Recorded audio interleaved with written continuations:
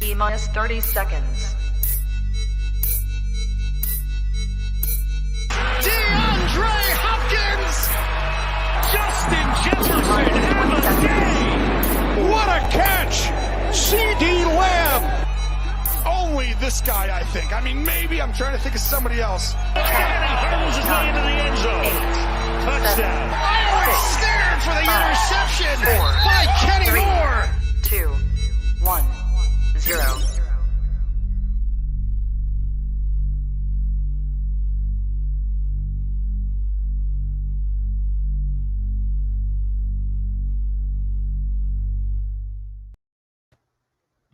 What's going on, ladies and gentlemen? Welcome into the final drive.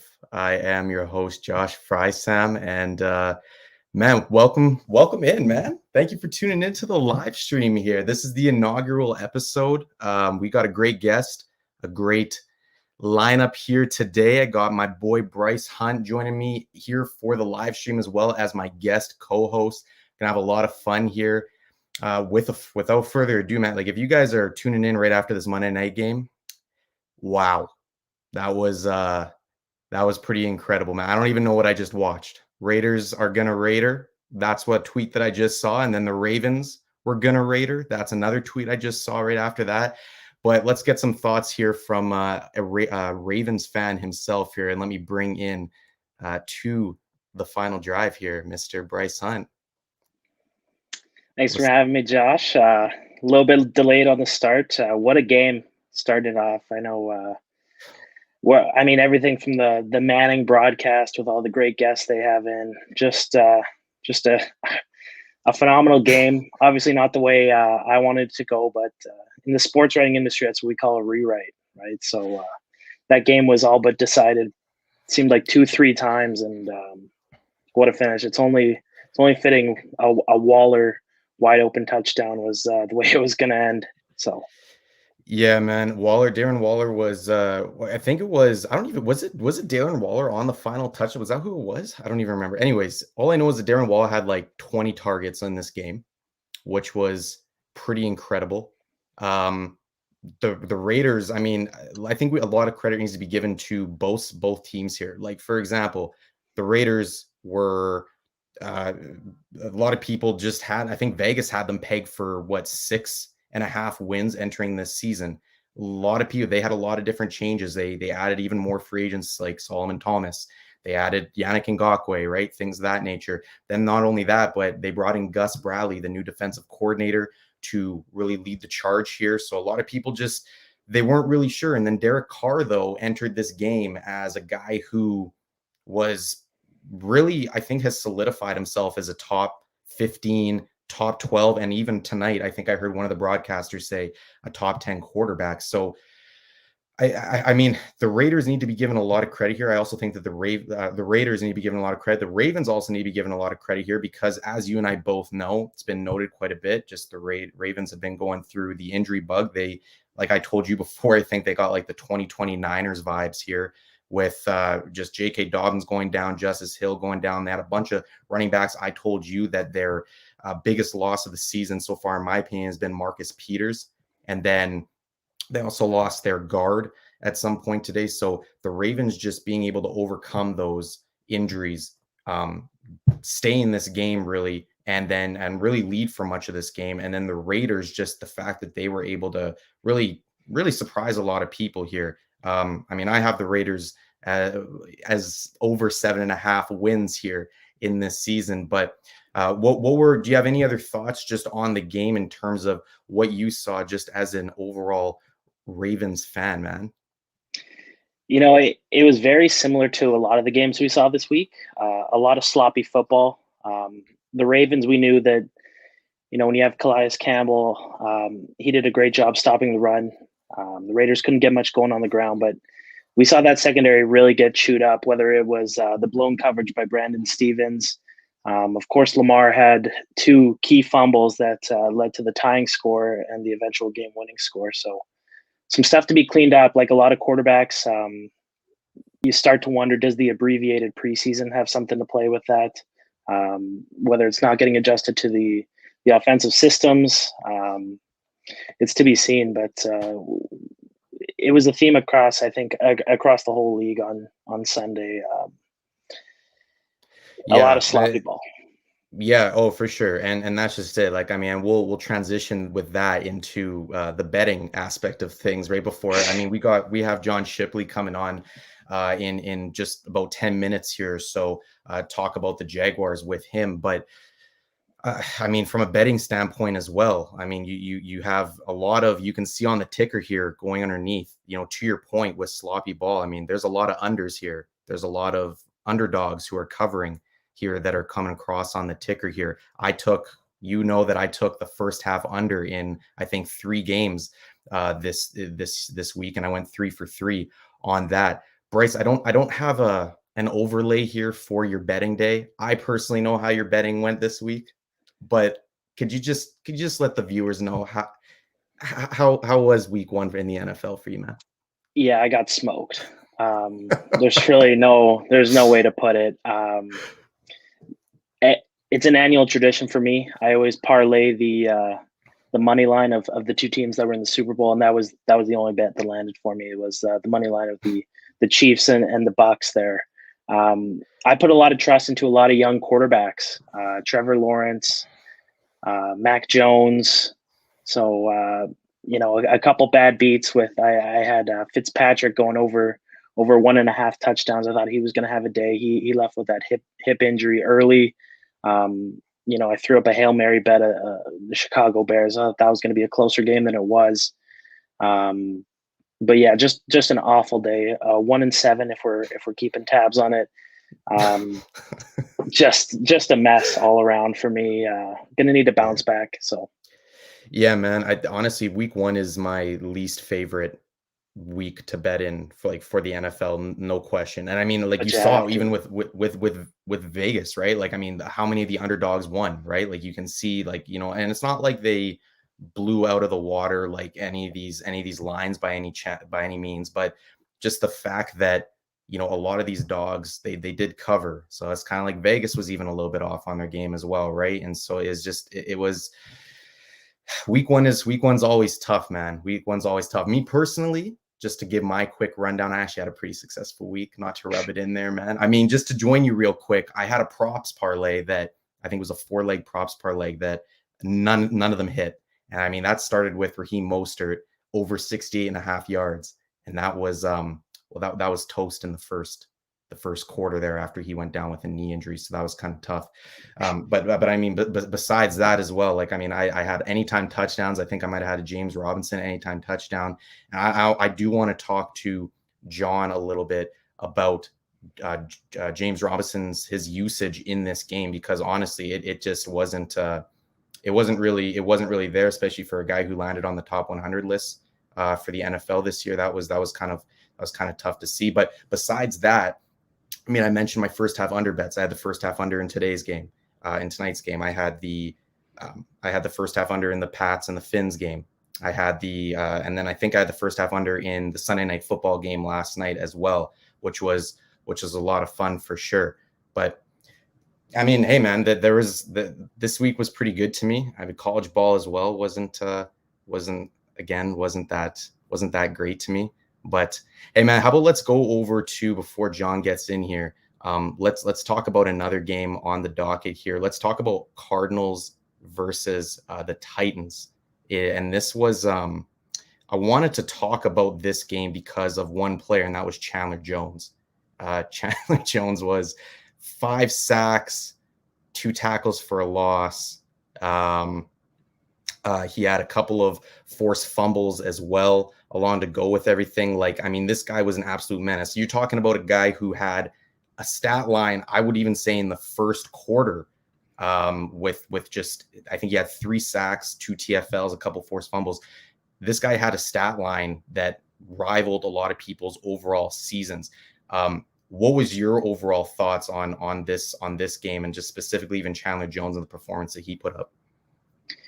Well, Chandler Jones had his way all day, right? I mean, you want to talk about straight up beating your competition. How about a tweet from the guy you're going at all day, basically apologizing to a whole fan base? I mean, you have to be really down bad to have that come out of you. But I'm pretty sure the Cardinals were +3 in this game, if I'm not mistaken. Yeah, you're right. A lot of hype surrounding Tennessee coming in, especially after grabbing Julio. Really quiet game from their offense. If you include the big penalty Julio took, it almost nulls out his receiving yards. So for me, this game, as great as Kyler Murray was, he was dominant all day. Obviously, 2 receivers with 2 touchdowns for the Cardinals. Chandler Jones had the game of the week. He's going to be the defensive player of the week, no question. But for me, this was more of a collapse from the Tennessee Titans. Just with the hype building into them, we saw the playoff run that they were, maybe a Lamar Jackson run away from going on last year, and kind of the foundation they've been building there with Vrabel. Not what you would expect, but again, week 1, you can't read too much into it. But I think this is a Cardinals team that a lot of people, I know you're really high on them. I think this is a team that's going to really surprise some people, and especially with Chandler Jones back there. We know what that offense can do. So in a great division, I'm excited to see what that defense can put up this year. Yeah, no doubt about it, man. And the other thing was too, right, is like they added, the reason why I am so high on this Cardinals team is because of some of their additions. I mean, beginning with JJ Watt, right? If we just take a backpedal real quick to Chandler Jones before I get into JJ Watt, the fact that along with just this impressive performance, it was the fact that he did it going up against Taylor Lewan, who is one of the better left tackles in the entire National Football League, right? Which was pretty impressive just as a whole. But not only that, but now again, going to JJ Watt, that acquisition of JJ Watt, you can say what you want about JJ Watt maybe being on the decline of his career, him being on the wrong side of 30 now. This is still a 3-time defensive player of the year. This is still a future Hall of Famer. This is still a guy who, I mean, a lot of people want to talk maybe about a possible decline for him. He was double teamed, I think, the most in the NFL last year. So, I mean, that I think that speaks for itself right there, right? And now you take a guy who was double teamed last year and you pair him up with Chandler Jones, who is literally a living, breathing Hall of Famer, if you ask me right now. This guy's put up phenomenal numbers over the course of his career. I think that they're going to wreak havoc all year. And then you pair him up there with Isaiah Simmons, who's a breakout candidate for me this year. You pair him up with Budda Baker, who's there as well. Not only are the Cardinals acquisitions, in my opinion, is why I have them so high on my list, but it's also the fact that they have their backs against the wall. I've noted this on my other podcasts and whatnot before, is just the fact that the Cardinals, they have their back against the wall right now because, and more specifically, Cliff Kingsbury does, in my opinion. If Cardinals don't make the playoffs this year, if they are anything below 8 wins, I would say 9 wins this year, I would say the Cardinals are in a position right now where Cliff Kingsbury he's toast, right? I think Kyler Murray's done a great job of, solidifying himself as a starting quarterback in the NFL. He's been a Pro Bowler, right? He showed yesterday that he's putting up the necessary numbers, but now it's just a matter of Cliff Kingsbury and the rest of this team around them, coming together and being able to make some noise. This is a team that needs to make the playoffs, man. No doubt about it. You have any final thoughts on the Cardinals-Titans game? Because I think we got our guest here, Mr. John Shipley, ready to rock. Yeah, I'm more than ready to bring in John, see what he's got to say. I got a couple questions I want to ask him. So as do I, man. As do I. Well, without further ado, please welcome the inaugural guest of the Final Drive, Mr. John Shipley. John, what's shaking, baby? Hey, man. Thanks for having me on, guys. I can't tell you enough how much I appreciate it. I'm excited to be here. Hey, man, we appreciate you on here, man. This is a lot of fun. This is exciting, man. And like Bryce said, we have some questions for you. Yeah, man. No doubt about it. Like going through just recapping this game a little bit, John. Things that I noticed upon watching it.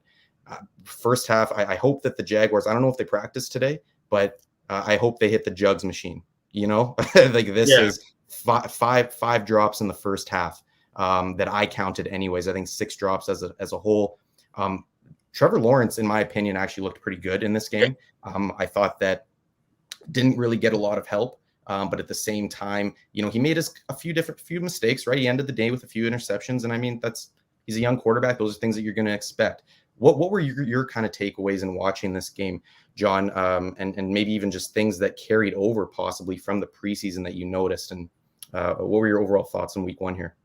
Yeah, no, absolutely. Just starting with, Trevor Lawrence, he's obviously going to be, the big highlight of any Jaguars game.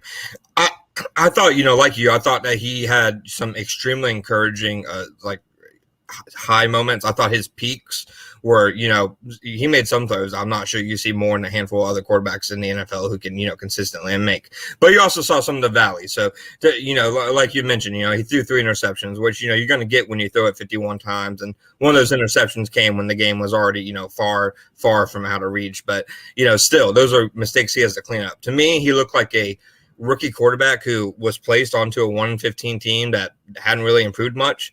But his peaks to me, the high-level throws, that throw to Marvin Jones, the 33-yard gain, the touchdown to Chark, the touchdown to Manhurts. He had a completion to Chark on 3rd and 17 where both of his guards got blown up. And, with pressure in his face, he stepped up against 2 defensive tackles, threw a strike for 20 yards. And, 3rd and 17s, that's normally you wave the white flag. You're not expecting to convert those. So I thought Lawrence, he was encouraging. I really do. Overall, I think what should be discouraging for the Jaguars and what continued from, early in the preseason, just the fact that they looked disjointed on offense, on defense, on special teams. They did not like they had several procedural flags, which, you should not be getting after the preseason. They had a misalignment of the offensive tackle. The offensive tackle was lined up too far off the ball and too far into the backfield. That's illegal formation.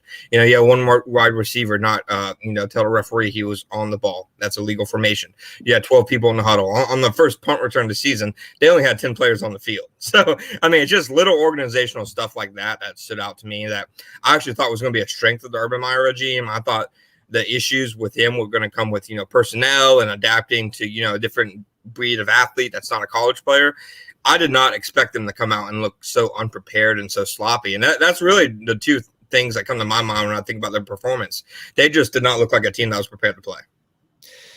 Yeah. And I completely agree with you on that notion. And you going back to Trevor Lawrence's his arm talent there. I remember in the 3rd quarter, I think that his arm talent was on full display on that. You referenced the touchdown pass to DJ Chark. He had that whole shot. I believe it was a cover 2 that was being played there. And he just threw this thing on a rope. And it, like you said, there's whole shots are something definitely you want an NFL quarterback to make, but at the same time, the velocity with which he threw it, the accuracy with which he threw it, was something that, again, not a ton of quarterbacks are making. I want to go to the opportunities here among the running backs, because there was a lot of controversy in the offseason with Urban Meyer bringing in Carlos Hyde. A lot of people were like, Carlos Hyde, like, this guy is still kicking it. You know what I mean? Like, this guy's still running football, right? And especially the fact that you just had James Robinson, who got voted onto the top 100. You got Travis Etienne, who you just drafted in the 1st round. Obviously, he's hurt, so the Carlos Hyde acquisition is looking a lot better right now. But I saw the opportunities, and I'm talking targets, and I'm talking rushing attempts. 11 for James Robinson, 11 for Carlos Hyde. What do you make of that? What do you make of that balance there? Because to me, if you got a top 100 player in your backfield, you got to be force feeding him a little bit, no? Yeah. No, it's a bit twofold, because on one hand, Robinson had 3 carries, I believe, that were, negated by penalties, whether it was holding. I know there was one on James O'Shaughnessy, one on Brandon Linder, and I believe one of his runs was on one of the illegal formation calls. So he had 3 decent runs that were called back. But then, it's so odd to me, because when you look at their snap counts and how much each was on the field, Robinson played 25 more snaps than Hyde. He was the primary running back on the field, but for whatever reason, he was just not getting the ball. Even if you add in those touches he had that were, eliminated by the penalties, that still only brings him up to 14 touches to Hyde's 11. Even with, him playing almost twice as many snaps, that's just not a good balance. And I think a big part of it was just the Jaguars getting away from, the run game so early. And then later in the game, it just seemed like they wanted to go with the veteran presence over Robinson. For whatever reason, the Jaguars, since Urban Meyer's been hired, have yet to seem like they are all in on the James Robinson, experience, or James Robinson, tenure at running back, which is surprising, considering the year he had last year. Of course, he's not, an elite running back by any means. He's not the most athletic or twitchy guy, but he's a good running back who deserves more run than he got on Sunday. No question. Bryce, I'll let you jump in here with a question if you have one for John and the Jags here. Yeah, John, this is Jacksonville's a really interesting team for me. Obviously, you bring in a guy like Trevor Lawrence, who, a lot of people look at as a savior. You have James Robinson, who, as we mentioned, is a top 100 player in this league. You bring in Urban. The people of Jacksonville are excited about this team when they haven't been able to for quite a few years now, really until Saxonville back then. What we know, a week 1 loss doesn't end your season. But what do you think is a realistic expectation for this team this year, especially after watching that week 1 performance? I mean, I feel like you engaged the fan base. I feel like a lot of the excitement that was in the air, it really kind of started dwindling out during the preseason as they looked more and more unprepared with each week. And I think after yesterday, I really do think a lot of the excitement, in the whole Urban Meyer project among the fan base in general is probably the lowest it's been. I think people are excited and deservedly so about Trevor Lawrence, but I think just in terms of expectations, I think my prediction for the Jaguars entering the season was 6-11 to 7-10. I thought that was what they would end up looking like. I figured they would struggle some early on, rookie quarterback, rookie head coach, and then pick up steam, and they still have a chance to do that. But I think when you look so unorganized early on after months of practice, an entire offseason, training camp, preseason, it calls into question where you're really going to find wins on the schedule. Because, you look at their schedule and their first half is fairly easy. They have games against, teams who aren't exactly world beaters, the Bengals, the Dolphins, etc. But the second half of the season, they play a murderer's row of opponents. They play playoff team after playoff team. So I really think a 4-13, 5-12 type finish isn't out of the question. Yeah, I think so. I think I would agree with that as well. I wanted to ask about Urban Meyer, actually, John. So Urban Meyer, well, me being a Buckeyes fan, I'm an Ohio State Buckeyes fan. Okay. So I've had an opportunity to watch Urban Meyer for some years now. Right. And I saw him do a lot of winning, some Big Ten championships, right? He was always happy on the sideline. He was always, well, maybe not happy. He wasn't mad. You know what I mean? Yeah. He wasn't crazy.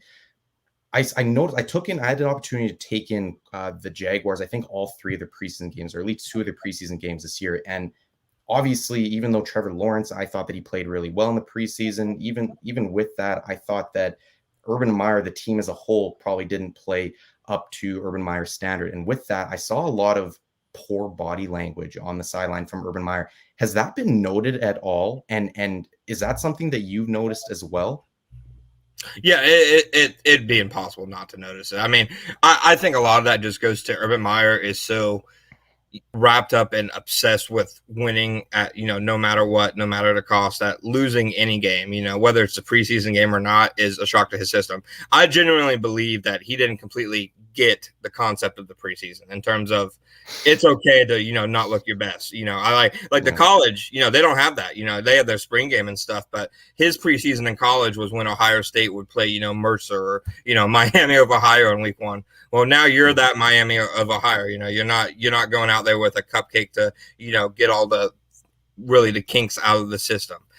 I think the body language, has been noticeable, and it doesn't surprise me because if you go, on the Jaguar Report, SI.com, NFL site for the Jaguars, you'll find a story I did last week where I talked to one of Urban, you'll know Josh, one of Urban's former linebackers and captains for Ohio State, Joshua Perry.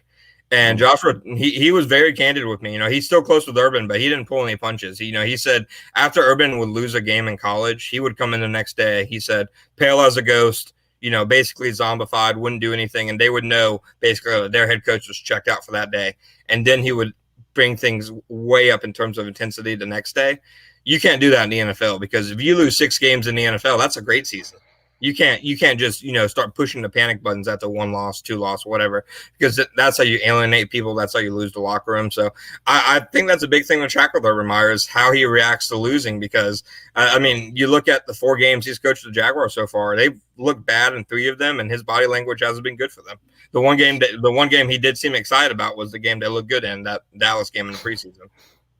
Exactly, and then that's kind of my worry is just about just the simple fact is how quickly would he lose a locker room there? Like you said, I mean, 6-game losing in a in a Yeah, NFL season, that's a pretty good. 6-loss season in Jacksonville would be one of the best seasons in decades. Whereas a 6-loss season at Ohio State, he's looking for a way out. No question, no question. So I think that's something worth noting for sure. Just going forward is just I mean, yeah, and with that being said as well, I mean, Urban, it was kind of surprising to me just how active and aggressive, even I'll use the word that the Jaguars were this season in the free agency, right? Trading for Malcolm Brown. I think you guys brought in Shaquille Griffin. You guys brought in Carlos Hyde, obviously. Marvin Jones was another one. Did that shock you at all in terms of just, I know that I'm a big advocate of making a nice nest for your new quarterback to come into, right? You guys obviously have a veteran offensive line and whatnot, but do you think that this was pushed a little bit too much? Do you think that this was a little bit ahead of your guys' building process there in Jacksonville? Or do you think that were you okay with all the moves and the aggressiveness that Urban Meyer and the front office showed? I honestly don't think they were aggressive enough. I mean, you look at their offseason, Shaquille Griffin, Rayshon Jenkins are good players, but they're not great players. They aren't guys that the Seahawks and Chargers were losing sleep over losing, but the Jaguars paid them like they're great players. And, ideally, Shaquille Griffin's a solid number 2 cornerback, and Rayshon Jenkins is maybe your 3rd best defensive back. Well, the Jaguars are asking them to be their 2 best defensive backs. And, then you look on the offense, and they didn't add any tight end. And, they ended up not adding any tight end in free agency or the draft until Luke Farrell in the 5th round. And he played, I believe, 4 snaps yesterday. And you look at the offensive line, they talk about continuity along the offensive line and how that can breed success. Well, they brought back all 5 starters from a year ago, didn't make a single change on the offensive line. Instead of opting to franchise tag Cam Robinson, didn't go after somebody like Joe Tooney, didn't go after a guy like Trent Williams. So I honestly, even looking at defensively, they didn't really get any real disruptor in the front 7. They assigned guys like Malcolm Brown, who I think is a terrific run defender, and he had a good game, I believe, on Sunday, and Roy Robson Harris, who had a few pressures, but they missed out on getting a chance to get impact guys on the edge, like Matt Judon. Even I think a guy like Tyus Bowser even would have made a lot of sense for them, with their scheme change. So I honestly don't think they did enough. I think they had the worst roster in the NFL last season by far. And when you look at what they did this offseason, to me, they signed a lot of mid-tier guys when they were just missing that kind of blue chip talent, on their roster, because they lost all that blue chip talent over the last few years. So I actually don't think they were aggressive enough. They were aggressive in terms of quantity, but I don't think in terms of quality. I appreciate that insight. I appreciate it. Yeah, no doubt about it. Did you have a chance to take in any other games on the day? Yeah, no, what I like to do is, I cover the Jaguars, but I like to think of myself as, somebody who's in tune with the NFL in general. So I go through and we watch, all the games. I haven't quite watched every single one of them, but I watched all of the AFC South games, and then I watched Denver and New York. And I thought the Cardinals-Titans game was one of the most bizarre games I've seen, man. Just the Titans, they looked like they hadn't practiced offensively, like all training camp. It was the same few plays over and over, and they were getting nothing. It didn't matter who it was on the Cardinals. Everybody was making a play. When Isaiah Simmons is, sawing Derrick Henry down, at the goal line, that's a weird day. And then Kyler Murray, it seemed like, was playing backyard football, and it literally felt like he was in one of those Madden drills where you can control the offense and the defense is moving in half speed, because he was doing whatever he wanted, just running around there. So I did catch up on some of the games, and I actually thought the Monday night game that just ended was one of the most entertaining games in a while, partially because I love the absurdity of football and when things just go haywire. And John Gruden getting a delay of game penalty in overtime because his kicker didn't know he had the kick that's just great content to me. He called for a kicking unit. His kicker's all the way on the other side of the sideline because it was 2nd down. That's just stuff to me. So I thought it was a fun week 1. I really do. Yeah, it was an incredible week 1, and also just the fact that I was texting Bryce live here, and then after I think it was it Brian Edwards that almost scored the touchdown there, and then they're down on the 1, and Bryce and I are kind of texting back and forth, almost as if the game's over. But then and then I see, was it Alex Leatherwood that got the false start? I can't even remember. He did after Derek Carr like tried the worst QB sneak I've ever seen too. Yeah. And so it's like, and so they hard count whatever, and it was just boom, Alex Leatherwood jumps, and it's just kind of like, and then I told Bryce, I said, oh boy, this is not good. Now I said, first and goal to goal from the 5-yard line is a lot harder than goal to goal from the 1-yard line. And then sure enough, Derek Carr goes and throws that interception. And I said, well, that's exactly why. So that was pretty incredible right there. John, before we let you go, man, we were just talking about before you got on betting. Are you a betting man as well? Do you take in? I know you take in the other games, but are you betting man or no? Not as much, just because the few times I've done it, I've done terribly. So I'll leave that to my much smarter friends. That's fair enough, man. You joined Bryce, man. He had a tough week. Here, man. I will say this: bet the mortgage on Denver in Jacksonville next week. Okay, love the insight, man. Bryce, you write that down? Yeah, you're my new advisor there, John. I got smoked this week. You didn't place a bet. You won probably about $150 more than I did. So good for you for staying pat. It was a tough week for everyone who doesn't work for the casinos in Vegas, I think. No doubt. John, before last question before I let you go here, man, I'm going to ask each of the guests in season 1 here, the final drive, to make a bold prediction for their team. And also I want a Super Bowl matchup prediction from you, if you don't mind. Okay. A bold prediction is the Jaguars fire Darrell Bevel by week 11, offense coordinator Darrell Bevel by week 11 of the season. I think Bevel's a good coach and a good play caller, but I have just never gotten the impression that him and Meyer have meshed, and their offense right now it looks like it's like two to three different guys trying to run an offense, and I just feel like Meyer's going to try to get him out and get somebody he's familiar with. And Super Bowl, I'm going to go. I said before the season KC over Green Bay, and I'm kind of really regretting that right now. So overreaction week. Yeah, KC over Green Bay is still in my mind, but I like the Rams too. Okay. So you're going KC over I'm going the Rams? KC no matter what. Yeah, KC over the Rams. KC over the Rams. Okay, we'll lock that in, man. All right, John. Well, John of the Jaguars Report, SI there. John, thank you very much, man. You've been a great guest, provide a lot of insight, man, and hopefully we can have you on again next season. Hey, thanks for having me on, guys. I appreciate it, and good luck with everything here, guys. This is going to be a great show. I'm excited to see it grow. Appreciate it, John. All right, take care, man. Thanks, John. You too, man. That guy was sweet. John was sweet. Good guy, dialed in with the Jags. It's I think it's something that really is an interesting career to just be dialed in on one team, not only from the fan perspective, but being around that team every day and seeing how things operate internally. It's really something cool to talk to.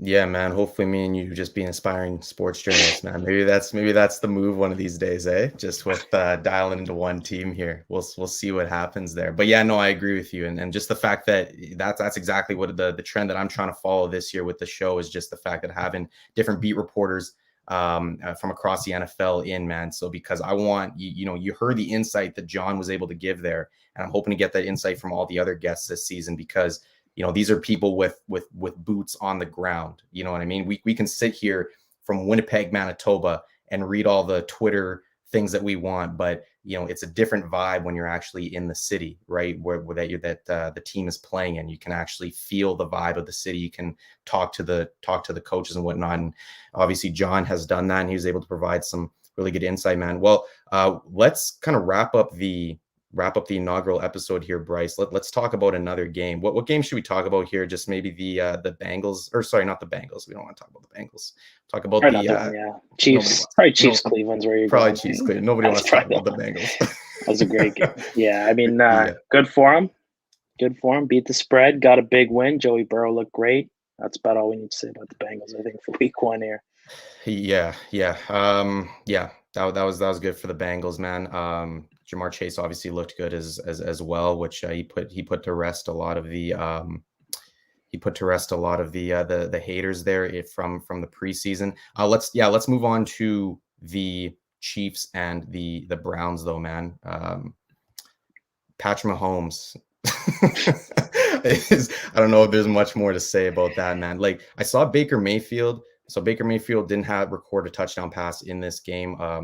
Browns were doing a lot of their damage on the ground, shortened this game up a lot, which is honestly, anytime you're playing the Kansas City Chiefs, that's what you want to do, right? Is you want to condense the game. You want the run game to be moving, right? Obviously, you want to put up points. That is what the Browns were able to do, both of those things. They're able to condense the game, put points up on the board. But it just did not seem to matter yet again. I think that this one of those, I'll get your thoughts in just a second on this game, but I think that personally, me doing power rankings every week, my own personal power rankings, the Browns aren't going to move anywhere here. Like, if anything, the Browns might go up. You know what I mean? Like, this was a great performance by them. Obviously, ran into some issues there on the defensive side of the ball, but I mean, you're going to do that. I mean, Patrick Mahomes and the Chiefs offense can only be stopped for so long, unless you're the Tampa Bay Buccaneers, of course. But the Browns, I thought they did a phenomenal job as a whole. And usually when you come off a loss, you know, in a power ranking setting, you're probably going to go down a little bit. But in this case, I think the Browns did a really good job. They stabilized themselves there. And I think they really proved to the league that they are true competitors. Like, the hype is real here for the Browns. Obviously, you need to win these games, and that would have been a huge, huge shock. But the fact that they were able to go toe-to-toe with the Chiefs for the majority of this game, I think, was pretty huge. What were your thoughts on the game as a whole? Yeah, especially coming from a Ravens fan in the division. If anything, this game really showed me that the Cleveland Browns are legit, right? We know who the Kansas City Chiefs are. Even more hungry this year after a Super Bowl loss. They looked about as good as they could, but Cleveland had a clear game plan. They were going to try and keep the ball away from Patrick Mahomes and that offense as much as they could. And they played a flawless first half of football. They were phenomenal. They were flawless in all aspects of their game. And that's what you need to do in order to beat a team like the Kansas City Chiefs, right? So, you get into that second half and really an uncharacteristic fumble there from Chubb. Pick from Baker at the end of the game. I think it was over. Myles Garrett gave him a chance at the end, but you could tell with the botched punt, Kansas City was going to find their way back in a very loud Arrowhead Stadium.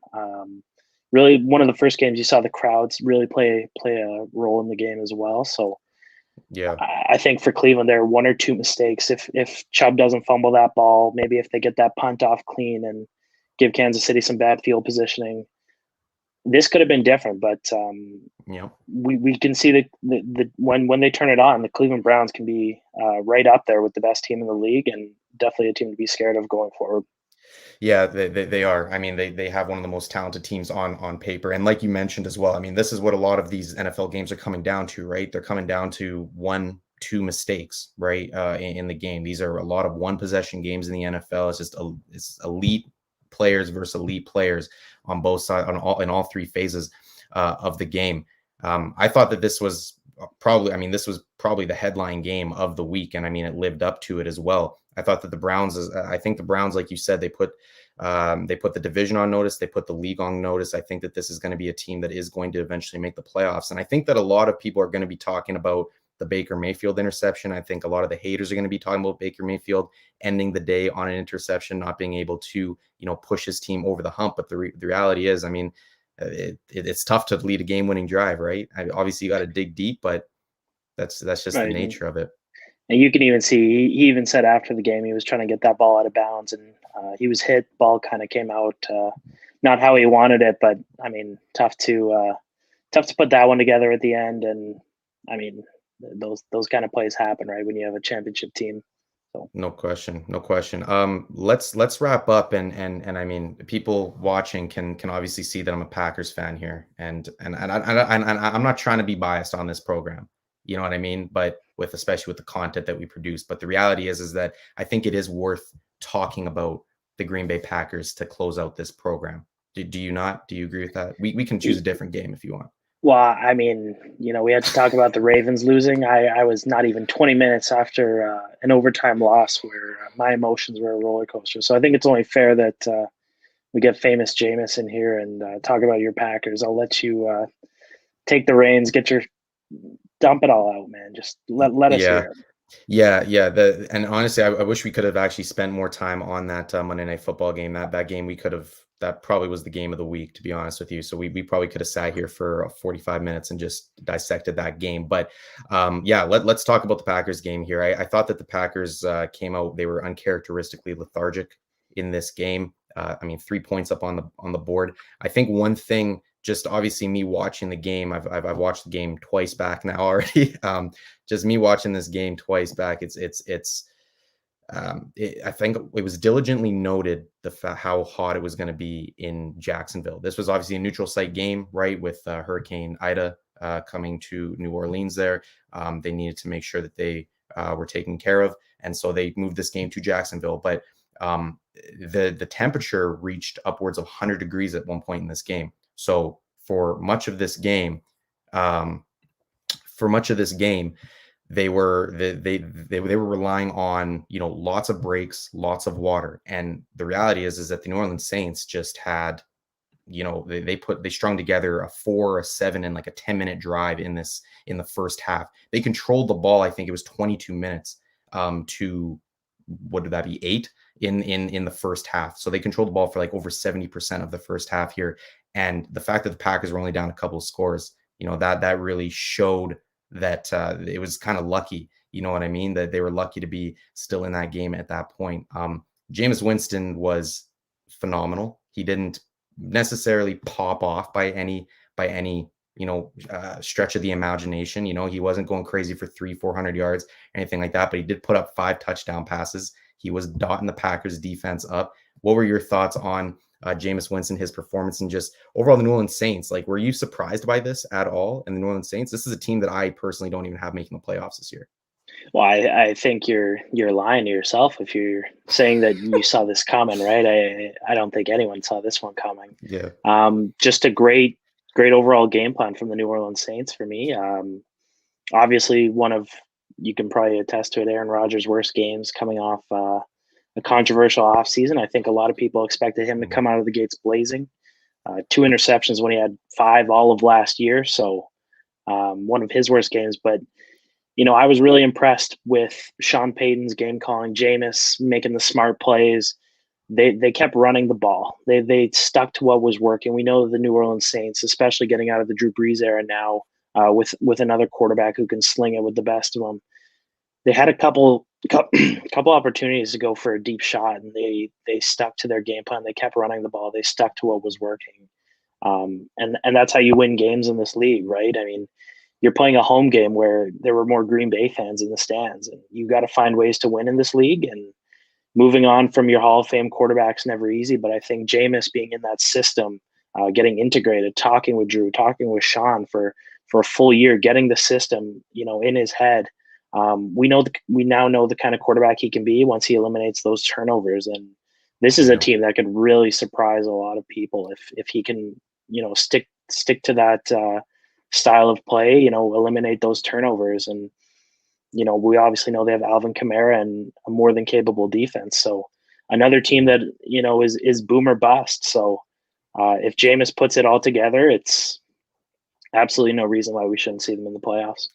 Yeah, it's pretty crazy, man. I think Nate Burleson said that Jameis Winston is like his sleeper for MVP, and yeah, he showed it in that first game. Like, he was making there were certain throws in the game where it was just, you would have seen Jameis Winston, like the Saints are fielding, even though they lost Eric McCoy, I think in their center in the first quarter there to a leg injury. Jameis Winston sat back in the pocket with loads of time today, and there was loads of time yesterday, pardon me, and there were a lot of instances where, he was searching the field, scanning, and he would have, slung a pass in there into like double, triple coverage, right? And just trying to make a play to happen. But against the Packers, he showed that maturation, he showed the maturity, and he showed that, yeah, like, I'm just going to eat the play. I'm just going to throw the ball away at this point. There's live to fight another down. Simple as that. So I think that there was a lot of maturation, a lot of good signs from Jameis Winston in this game. Not really a lot to take away for Packers and Packers fan and the Packers faithful there. That was just more of a, thank God it was week 1 of a 17 game season. That's what that game was. One team woke up ready to play, the other didn't. Does that change anything for you? It's kind of the elephant in the room is the performance of Aaron Rodgers coming off an MVP. Does that, as a Packers fan, I mean, we do talk a lot about overreacting in the first week, but is this kind of a reality check that, maybe not working out with his receivers and kind of getting into the same flow that he does to prepare for a season, might take a couple weeks to get off the ground, and by that point, you could really lose your season if you don't get a hold on this thing quick. Yeah, you're absolutely right. Yeah, the stats, I obviously don't have them right beside me, but the stats on a team that starts 1-2 or 0-3, not favorable to make the not favorable to make the playoffs there. So, no, the reality is for me, I think that I'm not really worried about Aaron Rodgers and what this season holds. I think that was just a blip in the road. They obviously came out, like I said, uncharacteristically lethargic. I think it's just a move on to the next week kind of thing. And we have a hopeful, what you would assume to be a favorable matchup against the Detroit Lions in Monday Night Football next week. Maybe it'll be as good of a game as this week. But anyways, Bryce, man, I think that's going to do it for us on this one, man. I appreciate you coming on, being the inaugural guest co-host of the Final Drive, man. I don't know if you have any parting thoughts. I'm definitely going to have you on for another episode, but I don't know if you have any parting thoughts here. Welcome to Overreaction Week in the NFL. Yeah, it's good to be back, right? Christmas morning. I think this show is going to be great. I don't know whether you're going to keep doing it after the Monday night game or the Sunday night game, but hopefully going forward, we won't be going into overtime every primetime game, hopefully, and it's getting late, so yeah, Bryce, I got school in the morning, man, so I gotta get to bed here. But anyways, yeah, Bryce, thank you for coming on, man. Thank you for those of you that tuned in. We'll be back next Sunday night following Sunday Night Football, and we will see you then. Thank you for tuning into the Final Drive.